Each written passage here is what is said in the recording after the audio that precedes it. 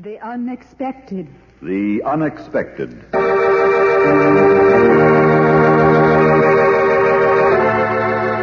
Life is filled with the unexpected. Happy, romantic, tragic, and mysterious endings to our most ordinary actions. Dreams come true, or dreams are shattered by sudden twists of fate. In The Unexpected.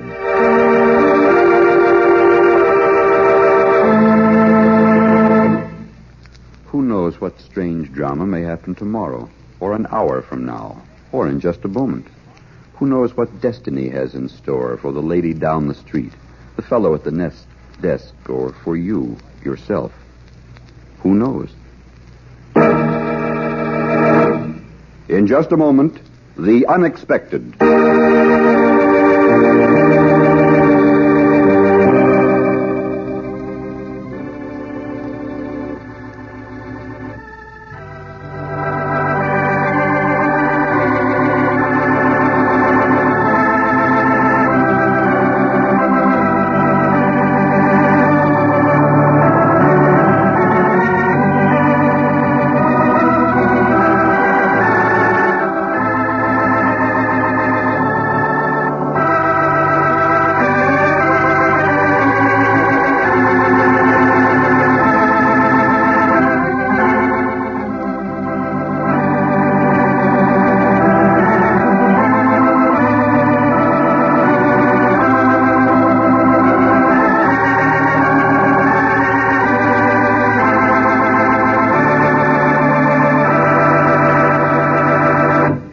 And now, Marcia Hunt, famous motion picture and stage star, in a drama of the unexpected, titled Birthday Present.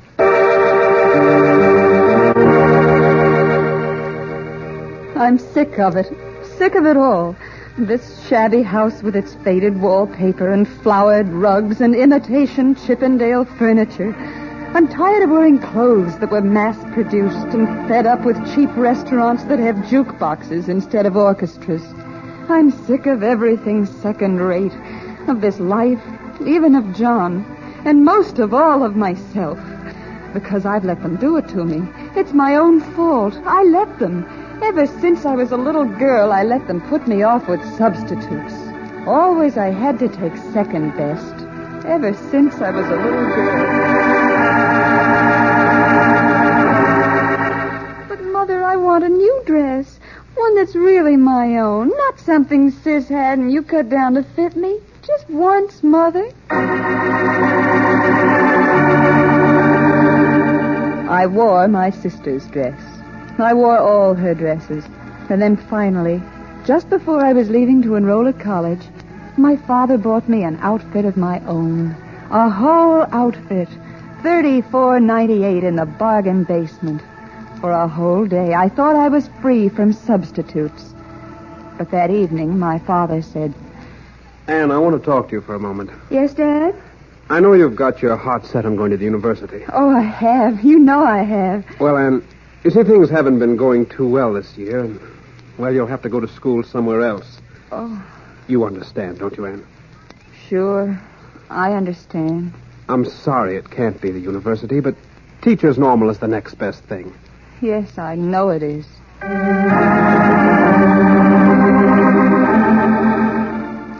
While I was at Teacher's Normal, I met Roger and fell in love with him. It was as simple as that. We were right for each other, and I knew we'd be married soon. Of course I love you, Anne, and I'd like to marry you, but... But what? I can't. Oh. You've got to understand, Anne. I just can't. I've got my family to think of, and they don't know you the way I do. You've got to understand. I do, Roger. I do, very clearly. I always understand. So I married someone else, John, and came to live in this house. I suppose it isn't a bad house, not really. Just empty and colorless, like my life. And that's how it's been, always, ever since I was a little girl. Do you know what it means never to have anything that's right, that's real and glows with being the thing you want? Do you know what it means to take the second best, always the second best? to accept the substitute, smiling just as if you didn't care, until you're sick of everything and you almost don't care. And then, suddenly, after years of wanting and not getting, you see one thing, one simple thing you truly desire. It's real and right and wanted. You can afford it practically, and you've got to have it. Not something like it, not a substitute, not a replacement that's just as good and only a little cheaper, but the thing itself. There, catching your eye, tugging at your brain, and telling you, if you don't own me, you'll never have anything you really want. Never, never, never. I'm your last chance.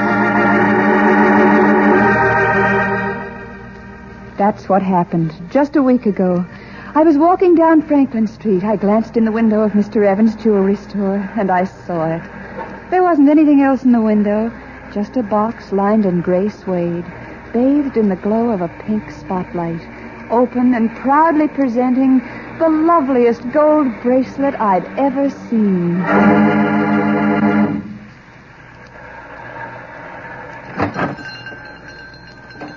Good morning, Mrs. March. Is there something I can show you? Yes, Mr. Evans. That square-linked gold bracelet in the window, I suppose it must be terribly expensive. Oh, a lovely piece. Quite an unusual design. May I show it to you? If you please. Yes, certainly. Here you are. Oh, it's lovely. How much is it, Mr. Evans? $160 with the tax. Well, that's not too expensive for a gold bracelet, is it? Very reasonable. And if you're interested, we also have the same design in No. No, thank you. I wouldn't be interested in anything but the gold. Of course. Here, Mr. Evans, you can put it back in the box. Thank you very much for showing it to me. I'll speak to my husband. I have a birthday next week. Well, yes, I understand, Mrs. March. I hope you and your husband will be in again this week. I hope so, too. I think it can be arranged, Mr. Evans. I think it can be arranged.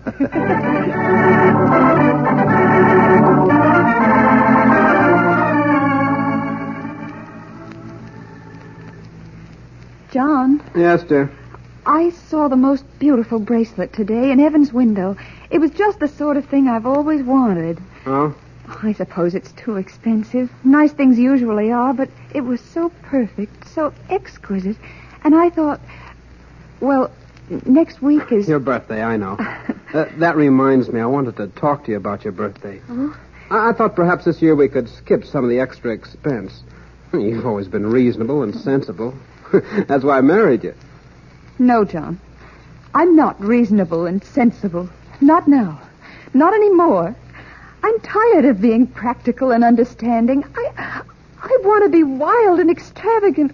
I want to have something just once the way I want it, at the time I want it. Oh, please, John, I know I'm being silly. I know we can't afford it, but, darling, I do want that bracelet.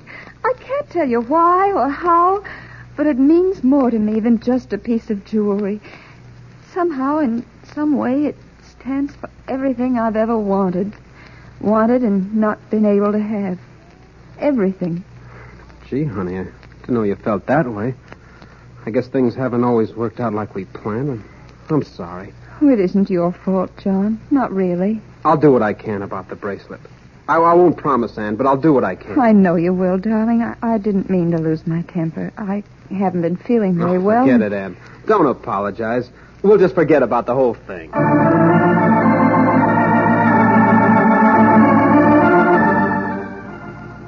So John forgot about my outburst. But I couldn't forget the gold bracelet. All week long I kept telling myself over and over he had bought it, and I was going to wear the gold bracelet on my birthday.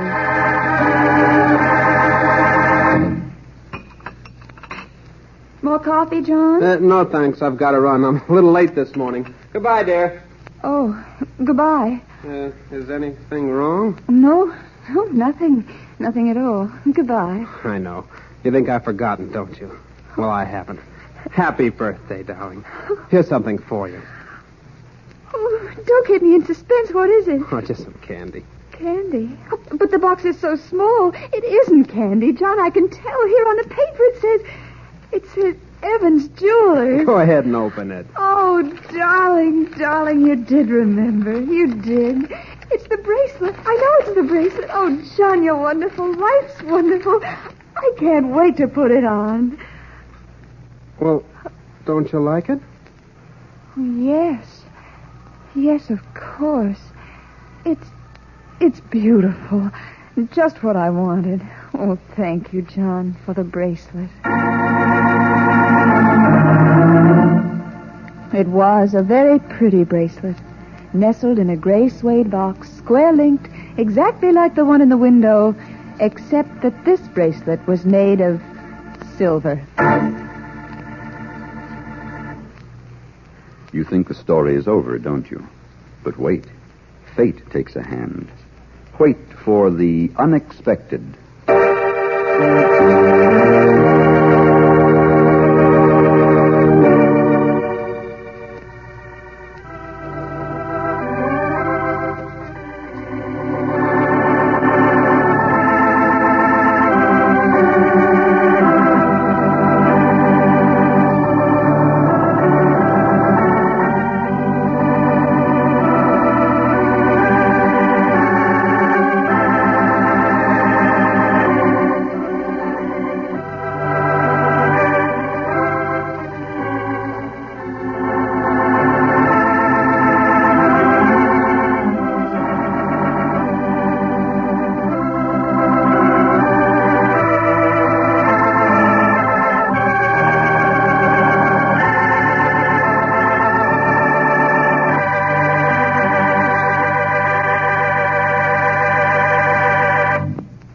And now for the surprising conclusion to Birthday Present, starring Marcia Hunt, written by Robert Libet and Frank Burt, and produced and directed by Frank K. Danzig. My birthday present. A silver bracelet. Not gold, silver. Dead white against the gray suede. Another substitute. Now I know I'll never have anything the way I want it. I'll always have to take second best. Always. No, I won't do it. Not this time. I'll go downtown. I've got some money saved, not much, but my credit's good. Mr. Evans will understand. He'll let me pay off the difference. The gold bracelet can't be much more expensive, and it's the best. I'm going to have it just this once. I'm going to have the best. Good morning, Mrs. March. Happy birthday. Of course, you're pleased with the bracelet. Oh, it's very nice. There's just one thing. Yes? I would have preferred the gold. That is, if you haven't sold it. No, we still have it in stock. I could make up the difference. Perhaps not right away. Difference? Why, Mrs. March, the difference is about $150 in your favor. That bracelet you have is platinum, one of the very finest we've ever had in the store. Don't you realize that platinum is much more expensive than gold? Platinum? You have a very thoughtful husband, Mrs. March. You're a lucky woman. Oh, yes, Mr. Evans. I guess you're right. I am lucky. Very lucky. And this birthday present is the best I could ever have. The very best.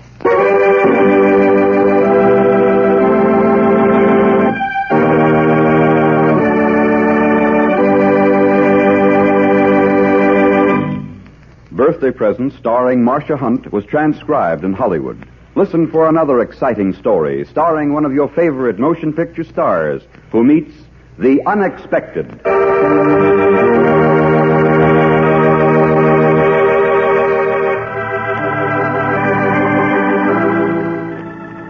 This is a Hamilton Whitney radio production, presented under the supervision of Alvin C. Gershenson.